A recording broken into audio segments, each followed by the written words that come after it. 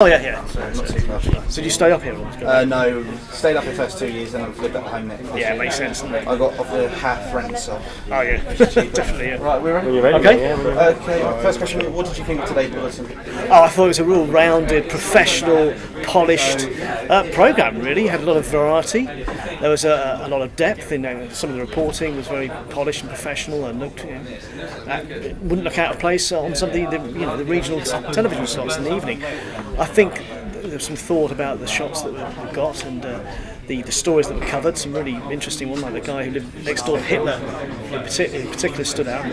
And the range really, you've got the sport, the features, and the order felt right with the hard news at the top and the am finally at the end. And you spoke to some of the students today. What graph did you get from them? Did you think this was a student newsroom? Because we've been told this is the closest it could be to a newsroom. Oh, this is definitely very close to what it's like being in the real newsroom. The walls with the charts and the jobs assignments up there on them, the sounds, the chat that was going on, what people were saying to each other, the chasing of deadlines.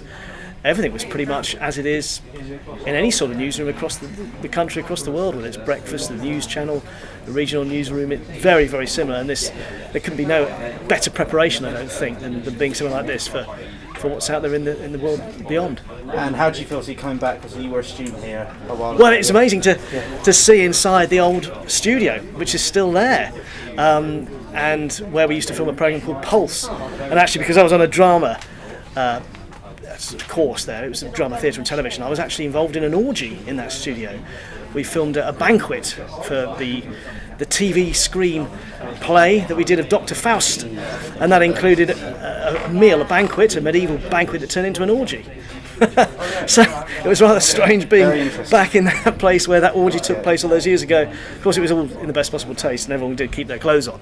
But it was, it hasn't changed a bit, that studio. But it's good to see you've got a new one that will be dedicated for your project here. It's going to look good. And finally, some of us obviously this is our last week. The second year, so they've got another year.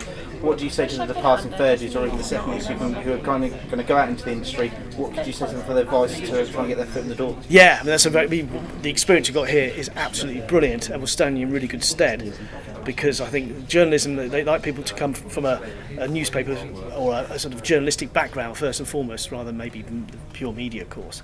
Because I think the writing, they'll look at whether you've got those qualifications first. And on top of that, it's imagination.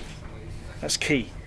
Being able to do things a little bit differently, maybe a different angle or a different take on something, using creative techniques in the reporting, whether that be through different angles of shots or a bit of music or a bit of sound.